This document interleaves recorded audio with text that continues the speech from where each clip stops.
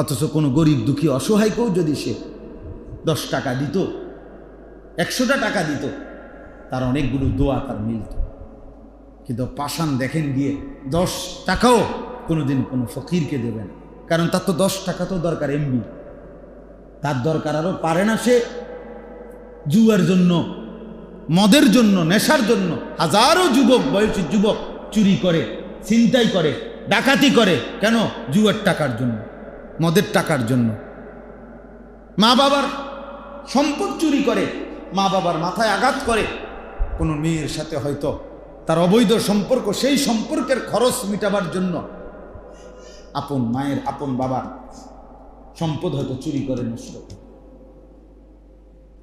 তাহলে দুশ্মন কি পরিমাণ মগজ উল্টায় ফেলছে, উল্টায় ফেলছে। হযরত আবু বকর সিদ্দিক রাদিয়াল্লাহু তাআলা আনহু, আমরা এটা অনেকেই জানি, হাদিসের মধ্যে আছে নবী সাল্লাল্লাহু আলাইহি ওয়াসাল্লাম একদিন বলতেছিলেন যে 3টি জিনিস দুনিয়াতে আমার বড় প্রিয়। 1 নম্বর আমার স্ত্রীগণ আমার বড় প্রিয়, 2 নম্বর আতর, সুগন্ধি আমার বড় প্রিয়, 3 নম্বর নামাজ আমার বড় প্রিয়। তো হযরত আবু বকর সিদ্দিক রাদিয়াল্লাহু তাআলা আনহু তিনি বলছেন, ইয়া রাসূলুল্লাহ, আমারও 3টা জিনিস দুনিয়াতে খুব প্রিয়। তো নবীজি বললেন, সেই 3টা কি? 1 নম্বর আবু বকর সিদ্দিক বলেন, বেশি বেশি আপনার চেহারা মুবারক দেখতে থাকা, আর নাযরু ইলাইকা। 2 নম্বর আপনার সামনে বেশি থেকে বেশি বসে থাকা। 3 নম্বর আমার মাল, আমার সম্পদ আপনার জন্য খরচ করা। ওয়া ইনফাকু মালি লাকা, আমার মাল আপনার জন্য খরচ করা। এজন্য নবী সাল্লাল্লাহু আলাইহি সাল্লাম বলতেন যে আমি আমার সমস্ত সাহাবাদের মাল, তাদের মাল খরচ করতে অনুমতি নিছি, কিন্তু আবু বকরের মাল আমি নিজের মনে করেই আল্লাহর রাস্তায় খরচ করতে থাকছি। আমি ভাবছি এগুলো আমার, এভাবে দিছেন। তাইলে প্রিয় বন্ধু, আজকে যদি উদ্ধৃত 1টা টাকা আল্লাহর দ্বীনের জন্য ব্যয় হইতো, তত মনটারে বুঝাইতাম। তাইলেও তো আফসোস লাগতো না। অকাতরে বানের পানির মতো, বন্যার পানির মতো এইভাবে টাকা ঢুকাইতেছে আর খরচ করে ফেলতে। কি দেখতেছে তাও জানে না, কেন দেখতেছে তাও জানে না। এই ছবি, এই নারী, এই অস্থির দৃশ্য, এর দ্বারা বিনিময় কি? এর দ্বারা বিনিময় কি? এর দ্বারা আমার ফায়দাটা কি? আল্লাহ নবী সাল্লাল্লাহু আলাইহি ওয়াসাল্লাম বলছেন, ইন্নান নাযরাতা সাহমুন মিন সিহামি ইবলিস মাসমুমুন। হারাম দৃষ্টি, কোনো গুনাহের প্রতি চোখের নজর, এটা শয়তানের বিষাক্ত, বিষ মাখানো একটি তীর। বিষ মাখানো তীর, মাসমুম, বিষ মাখানো তীর। আল্লাহ তাআলা বলেন, ফামান তারাকাহা মাখাফাতি, আমার কোনো বান্দা যদি আমি আল্লাহর ভয়ে এই ভিন নারী থেকে, ভিন ছবি থেকে চোখ নামায় ফেলে, চোখ ফিরাইয়া ফেলে, এই গুনাহ ছেড়ে দেয়, আল্লাহর ওয়াদা আছে, আবদালতুহু ঈমানান ইয়াজিদু হালাওয়াতাহু ফি কলবি, আমি আল্লাহ তাআলা তার কলিজার মধ্যে এমন ঈমান দিয়ে দেব, ওই ঈমানের স্বাদ, মজা সে পাইতে থাকবে। উপলব্ধি, আমি তার হৃদয়ে তৎক্ষণাৎ ঈমানের স্বাদ দিয়ে দেব, ঈমানের মজা দিয়ে দেব, ঈমানের মজা দিয়ে দেব। এজন্য প্রিয় নওজোয়ান, মোবাইলের এই আসক্তি থেকে নিজেকে বাঁচান। রাত নাই, দিন নাই, সকাল নাই, দুপুর নাই, এটা কোনো জীবন না বাপ, এটা কোনো জিন্দিগি হইতে পারে না। এটা সুস্থ স্বাভাবিক কোনো মানুষের জীবন নয়। এটা কমপক্ষে দুনিয়ারও যে আয় উপার্জন করে, দুনিয়াতেও যে সম্পদশালী হতে চায়, তারও কাজ এটা না।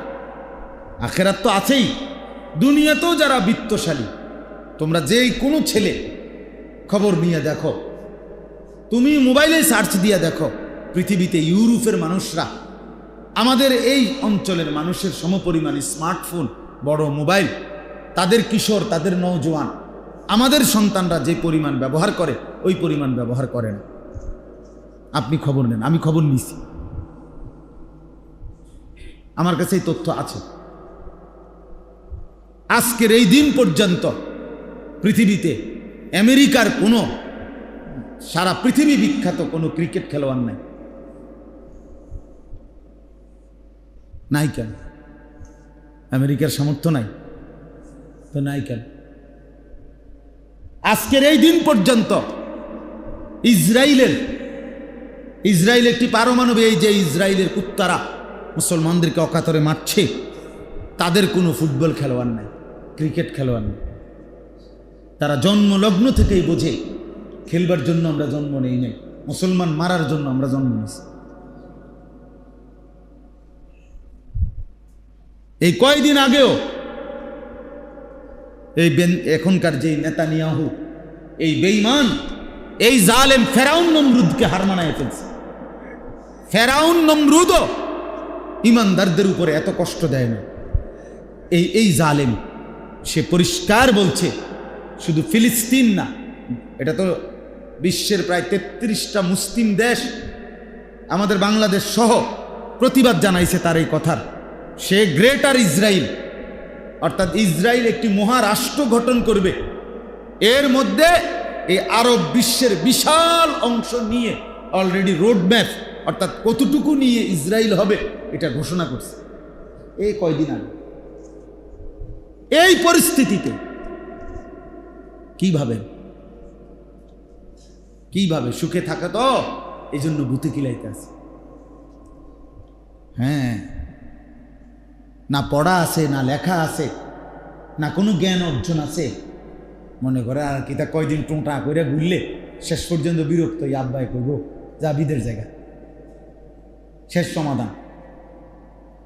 সমাধান কি? বিদেশ। 12 লাখ টাকা সুদে নিয়া, কিস্তিতে নিয়া উনি বিদেশ পাঠাই দিব। খালাস, বিদেশ পাঠাই দিয়া মানে কি তারে বাপে যেন নিরাপদ হয়ে গেল, যা কেজন ঝামেলা করে বিদেশ পাঠাই দিছে। তা আখেরাত বিদেশে না পাঠাইছে, এরপর আখেরাত, কবর, পরকাল, সেখানে কি হবে? আল্লাহাকুমুত তাকাসুর হাত্তা যুরতুমুল মাকাবির। আল্লাহ তাআলা বলেন, সাদুল্লাহ ভাই এনে আসেন, এখানে বলেন, আল্লাহ তাআলা বলেন যে প্রাচুর্যের নেশা, বাড়ানোর নেশা, দুনিয়া বাড়াবার নেশা তোমাদেরকে আল্লাহাকুম ভুলিয়ে দিল আখেরাত, ব্যস্ত করে দিল দুনিয়া। আল্লাহ বলেন শোনো, এই দুনিয়া বাড়াইবার নেশা, দুনিয়ার চাহিদা পূরণের নেশা, এই নেশায় আখেরাত ভুলে গেলে, দুনিয়াতে ডুবে গেলে, তো মনে রাখো এই অবস্থাতেই একদিন হাত্তা যুরতুমুল মাকাবির, একদিন তোমরা কবরস্থানেই পৌঁছবে কি না? পৃথিবীর ব্যস্ত মানুষটার মৃত্যু হবে না, পৃথিবীর অবসর মানুষের মৃত্যু হবে, পৃথিবীর সুস্থ মানুষের মৃত্যু হবে, পৃথিবীর অসুস্থ মানুষের মৃত্যু হবে, পৃথিবীর সবচেয়ে সম্পদশালী ব্যক্তির মৃত্যু হবে, পৃথিবীর একদম অভাবী ফকিরের মৃত্যু হবে। তার মানে শেষ পর্যন্ত প্রত্যেকেই তোমরা কবরস্থানে কি পৌঁছবে। আল্লাহ তাআলা বলেন, সে কবরস্থানে যখন পৌঁছবে, আমি আল্লাহ ওয়াদা দিলাম, কাল্লা সাউফা তা'লামুন, অবশ্যই তোমরা জানতে পারবে। ফিল কবরে, তাফসীরের মধ্যে আছে কবরে কি করা উচিত ছিল আর কি করা অনুচিত ছিল, কি ছিল তোমার করণীয়, কি ছিল তোমার বর্জনীয়, সেদিন তুমি টের পাবা বান্দা। কিন্তু খোদার কসম, সেদিন শুধুই কেবল বুঝবা আর শুধরাইবার সুযোগ হবে। বুঝবা ঠিক, আফসুস তো করবা ঠিকই, আফসুস তো করবা ঠিকই, আর সুযোগ হবে। সুম্মা কাল্লা সাউফা তা'লামুন, আল্লাহ বলে পুনরায় আবার বুঝতে পারবা হাসরের ময়দানে, সেদিনও আবার বুঝবা, কিন্তু লাভ হবে, হ্যাঁ লাভ হবে না। আল্লাহ তাআলা কোরআনুল কারীমের মধ্যে বলছে, বান্দা বারবার বলবে আল্লাহ রব্বানা আখিরনা, রব্বানা আখরিজনা, আল্লাহ বলবে বান্দা আমাকে একটু সময় দুনিয়ায় ফেরত যেতে দেন, একটু যান, একটু দেন, একটু সময় দেন, আবার যেতে দেন।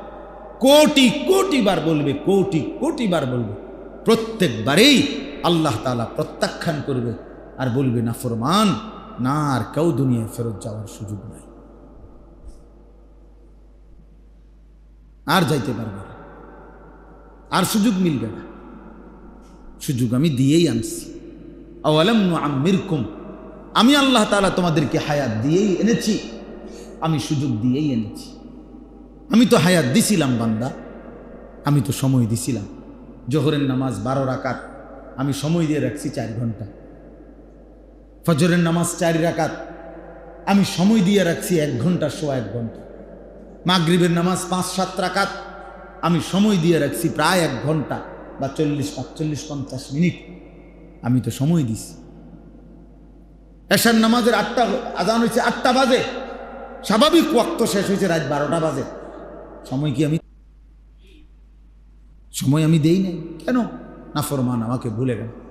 তোমরা যারা এত অল্প বয়সে নামাজ পড়ো না, যাদের বয়স 18 বছর, 20 বছর, 16 বছর, তোমরা এক ওয়াক্ত যারা নামাজ পড়ো না, আমার একটা কথা শুধু মনে রাখো, যে এই মাত্র 18 বছর না হইতে যদি এত নারী, এত ছবি, এত অশ্লীল দৃশ্য, এত মিথ্যা কথা, এত জুয়া, লাখ লাখ ছেলে, কোটি কোটি মুসলমানের ছেলে অনলাইনে মোবাইলে জুয়া খেলে সারাদিন।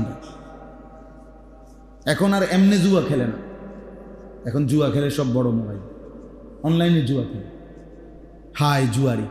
মাত্র 18 বছর না হইতে তুই যদি এত নিকৃষ্ট বেটা হস, এত মিথ্যা, এত জুয়া, এত নেশা, এত নারী, ছবি, এটার আখলাক তোর যদি এত কম বয়সে যদি এত চরিত্রহীন হও, একটার ওয়াক্ত নামাজ পড়তে মন না চায়, তো আগামী 40 বছর তোর বয়স যখন হবে, 60 বছর, তখন পর্যন্ত তুই জানোয়ার কোথায় গিয়ে পৌঁছবি?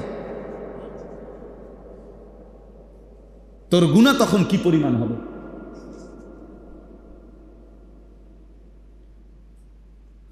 তখন কি পরিমাণ হবে তার গুনাহ? বুঝেন নাই আমার কথাটা? এত কম বয়সে যদি এত বড় ডাকাইত হয়, এত কম বয়সে যদি এত নিকৃষ্ট হয়, তাহলে এই চরিত্রহীন লম্পট আগামী 50 বছর পরে, আগামী 30 বছর পরে এভাবে যদি চলতে থাকে জীবন, কোথায় গিয়ে পৌঁছবে? কোথায় গিয়ে পৌঁছবে বলেন? আখলাক কোথায় গিয়ে যাবে? থামবে কোথায়? আল্লাহ আমাদেরকে বুঝার তৌফিক দান করে। এজন্য বুঝতে চেষ্টা করো, একজনই বুঝো। একজনের আশায় আমি বলি, যদি কোনো একজন ভাবে যে হ্যাঁ আমি এটা ঠিক করতেছি না, তা আমার মনে মনে নিয়ত থাকে যে আমি যেন তোমাকেই বলছি, তোমাকেই। আর আবার ভাবি কেউ যদি না শোনে তবুও আমাকে বলতে হবে, কারণ ফেরিওয়ালা তার নিয়ম হলো তার মাল যদি বিক্রি নাও হয়, তাকে প্রত্যেক গলিতেই চিল্লাইতে হয়। সে তার নাম পণ্য বলে যাইতে হবে, আমার মাল বেচা হইতেছে না, ঠিক আছে, কিন্তু আমি যদি মুখ বন্ধ রাখি তো মুটেই বেচার আর সম্ভাবনা নাই। বুঝেন নাই আমার কথা? তাহলে তো মুডেও কি এমনি তো হয়তো সম্ভাবনা হইতে পারে যে চিল্লাইতে চিল্লাইতে 3 ঘন্টা পরে হয়তো একজন কাস্টমার মিলতে পারে। এখন আমি যদি কথাই বন্ধ করে দেই, না বলি, তাহলে তো আমার মোটেই কাস্টমার মিলবে না। এই জন্য ফেরিওয়ালা বলতেই থাকে, আমরাও ফেরিওয়ালা আমরা বলতেই থাকি। যদি কখনো কারো দিলে লাগে, যদি কখনো কারো কলিজায় লাগে, যদি কখনো কেউ বদলে যায়। হ্যাঁ, আজকে ওই ফেনী থেকে এক ছেলে আসছে, নওজোয়ান ছেলে। ওই ছেলে আপনার অনেক কাঁদছে, দুপুরবেলা আইসা আমার কাছে বলতেছে, হুজুর আমি খুব বেশি মোবাইলে নারীর ছবি দেখে অভ্যস্ত, আমার আপনার বয়ান শুনছি 2-1 লাইন, কিছু অল্প কয়দিন, তো আমার দিলের মধ্যে এটা অনুভূতি আসছে যে আমি এটা তো ঠিক করতেছি না। তো দোয়া চাইছে, আমি কিছু কি করা উচিত তার এটা বলছি। হবিগঞ্জ থেকে এক ছেলে আসছে, ইন্টারমিডিয়েট পরীক্ষা দিছে। ওই ছেলে যে হুজুর আমি নতুন করে দিন শিখতে চাই, কোরআন শরীফ সহি শুদ্ধ করতে চাই, তাই বলছি তুমি আজকে থাকো, আমি আসি, আইয়া তোমারে এখন আমার তাড়াহুড়া মাদ্রাসায় আমি যাব, তোমার আমি পরে বলবো কেমন কই পড়বা। দিন শিখো, 10টা সূরাই ঠিক করুক, তার রুকু সেজদাটাই কি হোক, ঠিক হোক, তাহলে বদলায়। প্রত্যেক কোনো আলেমের কোনো কথাই বিফলে যায় না, বিফলে যায়। আল্লাহ তাআলা এই ছেলেদেরকেও কবুল করে। তোমরা যারা মনোযোগ দিয়া বসছো, শুনতেছো, বাবা ভাইব, তোমরা নিজের ভালো, নিজের কল্যাণ, নিজের ভালো ভাইব। এবার আমি আমার কথা যে আয়াত পড়ছি আয়াত তর্জমা করি, তাহলে আমার কথা শেষ। এই আয়াতটা 6 নম্বর পারা কোরআনুল কারীমের 5 নম্বর সূরা, সূরায়ে মায়েদা। এই সূরার একটা আয়াত, 54 নম্বর আয়াত। এই আয়াতের একটা মূল বক্তব্য হল, এই পৃথিবীর মনে করেন আমরা 200 কোটি মুসলমান ধরেন, কম বেশ হবে, একবারে কি আর দাগ নম্বর খতিয়ান নম্বর দিয়ে তার গমছে না, এটা একটা মোটামুটি জরিফ আর কি। তো ধরেন আমরা 200 কোটি মুসলমান। তো আল্লাহ তাআলা আমাদের এই 200 কোটি মুসলমানকে একসাথে এই আয়াতে একটা চ্যালেঞ্জ করছে। আল্লাহ নিজে আমাদেরকে চ্যালেঞ্জ করে কি বলছে? আল্লাহ তাআলা একটা চ্যালেঞ্জ করে বলছে যে শোনো হে ঈমানদাররা, হে 200 কোটি মুসলমান, আমি আল্লাহ তোমাদেরকে বলছি, যদি তোমরা একই দিনে একই ঘন্টায় পরিকল্পিতভাবে সিদ্ধান্ত নিয়ে তোমরা যদি সবাই একসাথে ঘোষণা দিয়া 200 কোটি মুসলমানও যদি মুরতাদ হয়ে যাও, আমার দিন ছেড়ে দাও, আমার ইসলাম ছেড়ে দাও, আল্লাহ বলেন 1 সেকেন্ডের জন্য আমি আল্লাহ ঘাবড়াবো না। আমার দিন 1 সেকেন্ডের জন্য জমিনে মুসলমান নাই, মুমিন নাই, আমার পছন্দের বান্দার নাই, এমন জমিন খালি থাকবে, এরকম 1 সেকেন্ড লাগবে না, আমি তৎক্ষণাৎ আমার পছন্দের প্রিয় বান্দা জমিনে নিয়ে আসবো।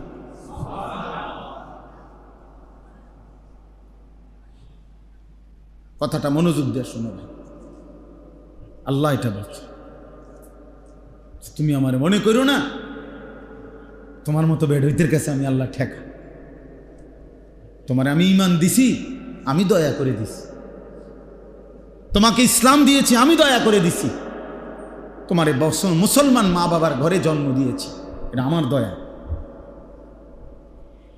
কোন সন্তান, মানুষের কোন বাচ্চাটা মুসলমানের ঘরে জন্ম নিবে, কে হিন্দুর ঘরে জন্ম নিবে, এটা মেম্বার চেয়ারম্যানে বন্টন করে? বলো ভাই, তোমরা বলো, পৃথিবীর কেউ বন্টন করে এটা? তাহলে কোন যোগ্যতায় বলো, তুমি বলো, আমি বলি, কোন যোগ্যতায় তুমি আমি মুসলমানের ঘরে, আর কোন অযোগ্যতার কারণে ওই বাচ্চাটা হিন্দুর ঘরে জন্ম নিল? তোমার কি যোগ্যতা ছিল? আলাদা কোনো যোগ্যতা আছে আমাদের কারো? কিছুই না, আমাদের কিছুই না। এখানে সম্পূর্ণটাই কার দয়া? আল্লাহ তাআলা। আল্লাহ তাআলা বলেন আমারে ঠেক দিয়া লাইবা নাকি?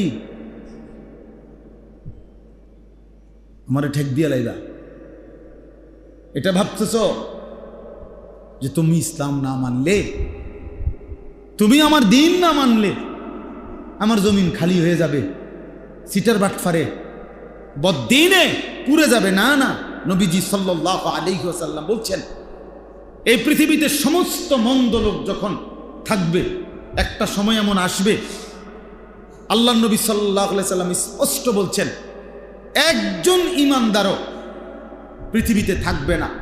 এমন একটি বাতাস বইবে, এই বাতাস মুমিনের বগলের মধ্যে স্পর্শ করবে, আর ঈমানদার যেখানেই আছে সব শুয়ে পড়বে, মানে মৃত্যুবরণ করবে।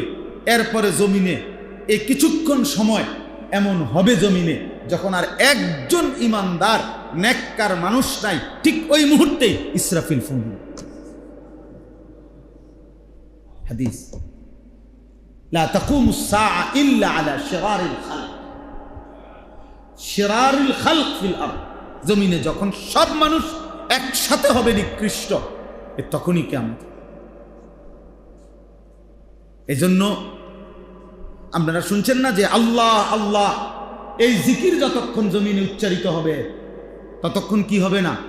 তাহলে বুঝা গেল এমন একটা মুহূর্ত হবে যে মুহূর্তে আর কেউ কি বলতেছে না, এই সময়টাই কিয়ামত হবে। আল্লাহ তাআলা যখন এভাবে ইমানদার সরায় নিবেন, শেষ কালেমাওয়ালা সরায় নিবেন, শেষ আল্লাহওয়ালা কি করে নিবেন, আল্লাহ বলনেওয়ালা মৃত্যুবরণ করে দিবেন, তখনই কি হবে? ফুঁদি। তাইলে এ কথার দ্বারা এটা স্পষ্ট, নিকৃষ্ট মানুষের কারণে চরিত্রহীন, লম্পট, মদখোর, জুয়াখোর, নেশাখোর, সুদখোর, কিস্তিখোর, হারামখোর, বেহায়া, বেপর্দা এসব অসভ্য মানুষের জন্য পৃথিবী টিকে নাই। বরং এখনো সেজদাওয়ালা, কালেমাওয়ালা, ঈমানওয়ালা, তাহাজ্জুদওয়ালা, জিকিরওয়ালা, বন্দিগিওয়ালা খোদার কসম আছে বলেই সূর্য ওঠে, চন্দ্র ওঠে, রাত হয়, দিন হয়। আর এদের উসিলায় বাকি সিটার বাটফারগুলা খায়। এই জন্য মোল্লার উপরে দয়া করার দরকার নাই, বরং তুমি মোল্লার দয়ায় বেঁচে আসো। আল্লাহ ওই মোল্লার সেজদার বরকতে, ওই ইমানদারের সেজদার বরকতে তোমারে খাওয়া। অনেকে আছে না মনে করে তো হুজুররা আমগুল লাগে হবে টেনশন, আমাগুল লাগে না। না, তুমি আমরা লেগে টেনশন করে তো না, তোমার মতো বাদাইমা আমার লাগে টেনশন করতে হবে না। তুমি আল্লাহরে ডাকো, তুমি আল্লাহর গোলামি করো। অনেক বুদ্ধিজীবী আছে আমাদের বাংলাদেশে, তারা পরামর্শ দেয় যে এই হুজুরদের ভবিষ্যৎ অন্ধকার ছাড়া।